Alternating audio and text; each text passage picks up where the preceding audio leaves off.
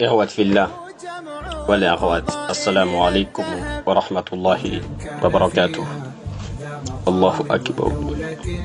الله أكبر. مريم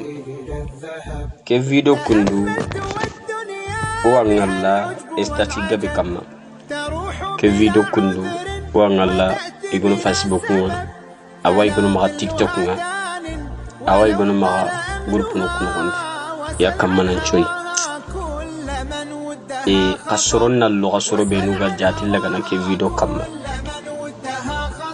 اللغة سورة دي سورة بينوغا جاتي لغانا لمنكي عليها لنكم اللغة سورة دي سورة بينوغا تغسنتي لمنكي توحيدين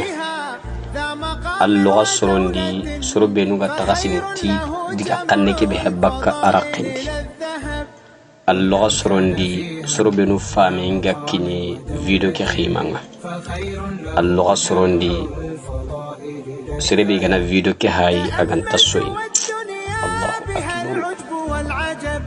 والله الله غلا دونان تغانا كينوي تومبيري دونان كما يردو بيسو غاتينغا كيني على كلين تغانا غالين تغا اوغا تغاسين تيميا على يغوني وتونتي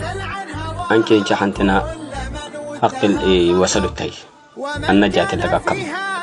على يقولون حقلين لون كندي يقولون حقلين تمندي أنكي قنقا وتغسلتي كي بحقلين لون كوا الله لن نيما نيوان دي يقول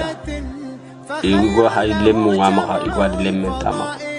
يقول هاي يمكن جهنتي يقول هاي يمكن جهنتادا يقول هاي نابرين بامغا قايون أمسها igo hay na burenta maga khayon kin jahante igo hay ala nya silami timante mashallah igo khadi asilama ko kin tahqiqan kamma igo khadi gonu maro silama ko kemme wallahi allah suron di suru benu gajate daga dum birendi ke mo kamma ana kundu wallahi kelimini danke ali hala be kundu serbe gajate lagana akama video ke haita sugadi angana nyanga tagasini tudina dumbire ngasu anga silama kun qalaisu video ke haita sugada angana hay halta kamia anga faida go kitana ngondi ado hananganta pa video ke angana hay katte wagati su anga jatira gana angondi ado jatira gi hananganta ba yo khasirga bi isuiniya intaga jatilla gana kam eska tauhidi bega sirollo ndini aljanna wa tuba na atirni tauhidi bega sirollo ndini aljanna eska surunga tu hinaba allah subhanahu wallahi gabe sallim anta tu tauhidi bega sirollo ndini aljanna igati hillaka peshirkum billah sirku kibe gasiren duma dini jahannaba nokondi qudai anganta bakka iska soronga tuba allah soronni sorobe nugatu kabe asalni antatu iganati tauhid ni manni meke ngahina tauhid kibe gasiren ne aljanna allah soronni hibegatu allahu akbar كيدوكو غبي يا فيديو كي هايني انت تغسني كي بيغا فيديو كي لغندي يا فيديو كي هايني الله ولا خنغان قوتوني كي هي بيسرون تاتو اوانا كنا غدا انغا الله ولي بي ني نياخين كما الله ولا خنغان كنتي سابونو بيلوي نانتي الله ولي والله نغرا كنا نانتي كلميناني الله ولي والله موت تدويد القرآن قطيني ندرت أنا حدث قطو الله ولا غني كيمي لنجات بغيغني أنغاموكو الله ولي كلمني من حقيقني كي فيديو مي أنغاموكو الله ولي كي من حقيقني wana qur'ana aya igutuna kina khish qur'ana aya ki tafsirin takamma atafsirin haqiqa ngani kebe mekenni lemni kal halkimi الله سبحانه وتعالى تبارك وتعالى من الشيطان الرجيم إن الذين قالوا ربنا الله ثم استقاموا تتنزل عليهم الملائكة ألا تخافوا ولا تحزنوا وابشروا بالجنة التي كنتم توعدون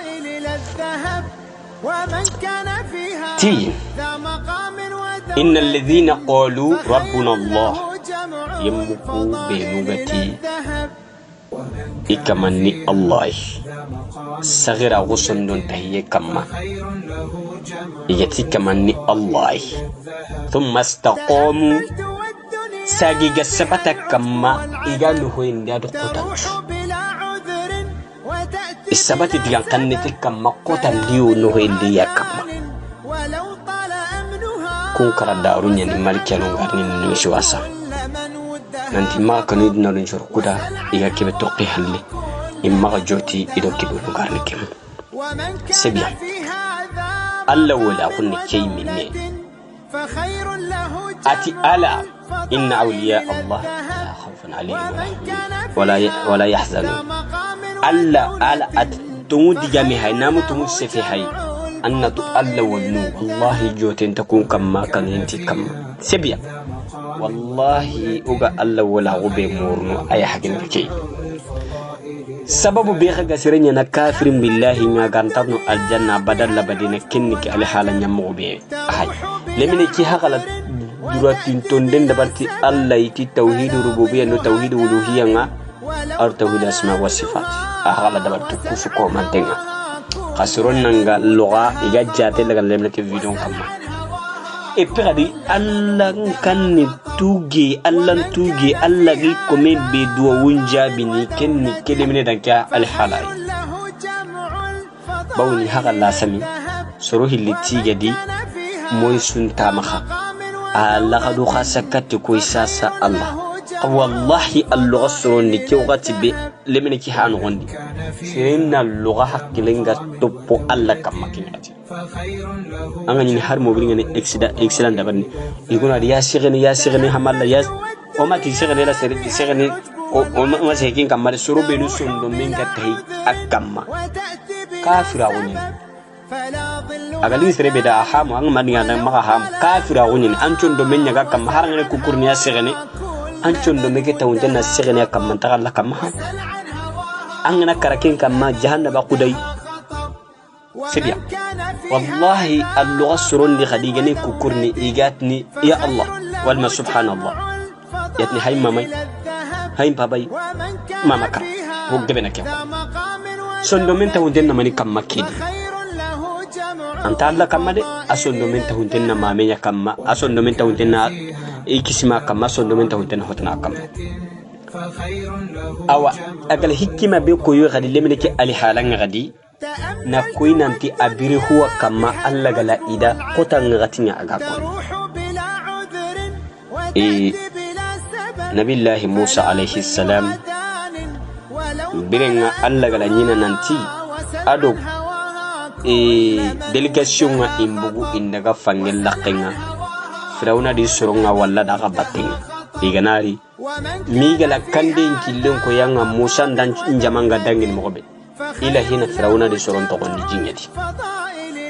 موسى عليه السلام أدو دلقاسيون ويدقى جيل لقينا السجن ونغني أنغا سيد نبي أخينا فرعون دلقاسيون ورني دي باتين أوا إتي موسى عليه السلام أنك من توم بقول دي أوا سورون باي كمانا إهيرني دي إهيرني دي موسى عليه السلام ما ألغا لين كندا كيلي كما تنكت كما خجوتي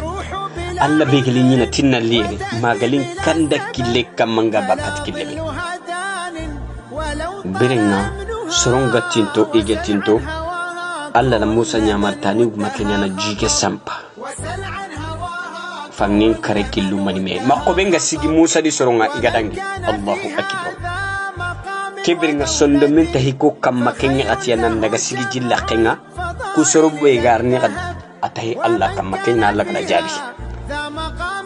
faring alayhi salatu wassalam biringa kurun kitenga qoto gajallaranga ga qoto igenya ko yani ni kamma ali jonko kimbaka ngani kitu pilutu kati Allah agalla gadu khasana kati Allah makala ngairne bakkay kimbatte di Allah subhanahu wa ta'ala la tanyere ujine malkiya ya tandina lina delegation nema kebe ganya na kota Kenya hala dura tinton den dabal Kenya gati sondo menta kontenna Allah kamma e zinun fangin dunke kebe ga tojin ko nyingala kebe toni annabi nyimme kebe toni beringa aga yankana jinnu gondi ati la ilaha illa anta subhanaka inni kuntu minaz zalimin alhala nyakam alla la jabi ati wallahi agam baghi nunu gam pakhani subhanallahi koni yemme agam pakhani khafar gesi muri yemme avake golle billari gempinga anyi uchini nyake kino gondi ma la kharapota gempinga kenya nyana khabranga dubale wakati be agali ti haqqilin to Allah kamma son do minga tawga Allah kamma gala Allah khirib Quran do kontak Allah la jabi bokili min khali halam kundi sirinna lukha ganar kasara nogondi agal khib na honko na khadangani e sababu be ga dugu olen kislamini igunu makka kahir nungam pasiya kenni kali halay barnga ikunga na qotan di wakati beta ina Allah ina hilla kapenyo neken ole ngislam num pogabe igana ro problem mundi ya khare bariya wal mi yere file wal ma kaydin bi qoto wal ma dagana iro difficulté godi e gillina lo hilla kapendi ken ratiyai olor ki makka kahirnu kunni gana ro qotandi ila ro khasana katti Allah kami ganaro no indi inaro hilla kapuno ko ku ganin no indi ani ona laqad onaro no indi ani ona Allah bat ko gana qotandi ona ti jingansa atiska kun kenya ni kafira hum billahi na sondon tahiyenga sahu kenya kamma sukella ndasaruna aljanna be kene min hekundu haqa qotani kagaro qota bidarul la sameni difficulté no gondi Allah khadu khasakat ko Allah kiyana sirulul aljanna kiyimi mimani Allah tuge bo awalli min killa gadu khannun nogondi khadi aka kore katti sura kebe kinga su ngedanke juda hikma koronta jatel lakin annabi mi alayhi salatu wassalam birin yahuday go ngala korto min kayil al jibril alayhi salam idi ikatti faring Allah subhanahu wa ta'ala li khikatte nan kat faring banin taay banin taata ya taata ila tirni kebe ganyana kenya ntigala tange soro benu kini fare itu hunju benu ga kini igala soro munu benu kini sababu bega du fare ga jar ila ku tange soro illaki qul a'udhu birabbil falaq qul a'udhu birabbin nas ya ko kini farenti alayhi salatu wassalam inyam pallenan kinde ima wuroso ima illa karagante gala ku soro illaka sebiya uqbat ibn amir agar katti annabi minga alayhi salatu wassalam ati farendang mani ke sura hulan ali jati suratu yusuf kapia ali jate ati ramundina kuatanga ati yalintan an kandana katti suru hilliya kum ndawlan di bajinga qura kuiba epi kadang ni khara an kiranga an chugubanga an kiran chu anga kisini mantoranga angani kharang uroran chuanga kisni mantoran atina atange sor ku hilla ko qul a'udhu birabbil falaq qul a'udhu birabbin nas sebiya mari sasa sondon tahiye kiga kibi immi haqiqan kam sondon tahiye igatni al-i'tiqad sondon tahiye kenya na sirolun aljanna lemne ki sondo men tahindana man kamma e pirala ni ki diamun no gondi khadi ala diamin no go répéter tanosik ومن شر النفاثات في العقد ومن شر حاسد إذا حسد ومن شر النفاثات في العقد ومن شر حاسد إذا حسد كدينغرا كندو تنير فايدا دي توانو مخ تنير فايدا دي توانو مخ كدينغرا بالي ومن شر النفاثات في العقد ومن شر حاسد إذا حسد ومن شر النفاثات في العقد ومن شر حاسد إذا حسد كدينغرا كو تنير فايدا دي توانو مخ بو اوغا هيدي كونو lemine ki ali halan kam qurna essay ogana video no on takasiti video no ak video no na anga soyni video ci ken gane soy hoyde alla la hina sondo muko kanda katti khairin pogabe qas sondom pinkin tempo gabe di inta jatel daga hinandi la hadu khasay nanduratin ton dikati Allah subhanahu wa ta'ala ti atogsir kallangunto mama kan kutu kallangunto itni kenya da tawhid ken kanjabi qorna dudo khoto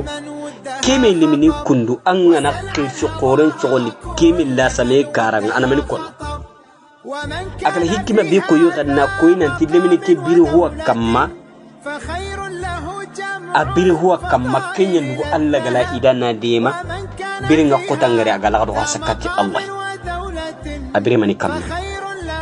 iguna diranta qul a'udhu birabbil falaq in yakhrangana ko ngana do difficulté les kira khrangana ba kullan tay bokke bringa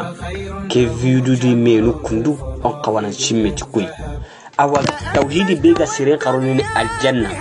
kinni angana ruqutandi angana la sami dangana difficulté ndi battindi anga Allah khallu asrani be Allah khidid Allah asrani hari isdaga min subhanallah ay hay mamay hay nege bokke bringa khorna duruqto onan taxasi ona jatel laga surtout suratul falaq wallahi fayda bega ke sura ngondi Allah kanne be serenga qawak tan ke sura hikima be serenga qawak tan awa sunu dangani bane nanti aku nganna bi nyimme birenga ga korte ajarete kan chorani har kimi bahani wasi silamin qamme wallahi silamin kahum gabe no intakut silamin kahum po gabe intakut nanti awasiti sura no qiyman murugiyenga seringala kunni mehili tanga ammi tanga tu hohoy ndi khanuti Allah adum o annabi nyimenga jarete kimya serlo nen aljanna nan kaw golli sirin وما مغو قصة نانتي إيغول دمو فارن عليه الصلاة والسلام نانتي التي سرن مسواساتي برنغا غتي يقول هو الله مولا نانتي التي مولا إلى كانت تاغين يداتي الجنة با نجت ولا شيء ما قل هو الله بانه قرآن السورة سواني أنتم نمتيجا لخلو كيبي كانوا غندان قول لك كما سو الله ورنو الجنة تاي أو كلمة من دانك الحالة كندو anga muku Allah kanne Allah wala kunni kaymi mi haqiqani mi jatini Allah wala kunni kaymi angana qotanita ammi renta wallu fofo ndambinne kam magatanya Allah bare kotti itni kiyada tawhid uluhiyyat kebi gasarun aljanna kinke alqur'an do kroshide onor tangade bo hagala kalle exemple nya ko yoy birenga malikian ku hilligani irni sirentirni iti inan tirni ni bakka mani iya inan tirni na amtin ambire mani kamma hina anga bresila ma gonya kamma wallahi an bakkatan dinan de tayni kanga bira kontra nya kamma wallahi hallan tan dina ke Allah ta de tayni bokke birenga awaso dangani birenga qotangano kita ugan khawalla ru khasana tikebe allingi soro gonda nati wallahi mawti tay iki gane ko korne wallahi wasutni hay mamaya ka ahnan no am pakle gena kenya kamma maga degen no khusu kamma sirenga na ru qotan litalla samin no gundi kide kiga yankana kebe mimme kamma bere kenya kamma kide kiga war kebe mimme kamma haqiqatan abere kenya kamma wala anga muku ti arno digal lagarnya la ilaha illallah bira kamade la ilaha illallah manam paqiqa haqiqa ngani kebe immi mejjati ngakenni lemene kidan kala halay bona sondo min ta kuntenna Allah kamma soronti gadi sandepa ngani bege tatu kala duratin tonne dabarti Allah subhanahu wa ta'ala ki tawhid rububiyyah tawhid uluhiyyah tawhid asma wa sifat على دراتين تونين باتكي قل هو الله أكلت التوحيد بيغان يقول أعوذ برب الفلق أجات لك قل أعوذ برب الفلق من شر ما خلق ومن شر قواسق إذا وقب ومن شر النفاثات في العقد ومن شر حاسد إذا حسد أتفسير كأن ساقي تفسير كأن تريد أن تفسير أن تدبر نبر آيو كنون أنك تغسو بينك تنانون حارن أنا ساقي تفسير كتا تنبيل تنغا فايدة يقول تنانو باني كان تبانا عمر تفسير كنون دي أرون لمني كي الله غدو خاسين يمكن الله أكبر الله قلنا إيمان يودني ودا غسو كمان تنغني نا تغسيه ولن لنتنيا نداخ سودان إن شاء الله تعالى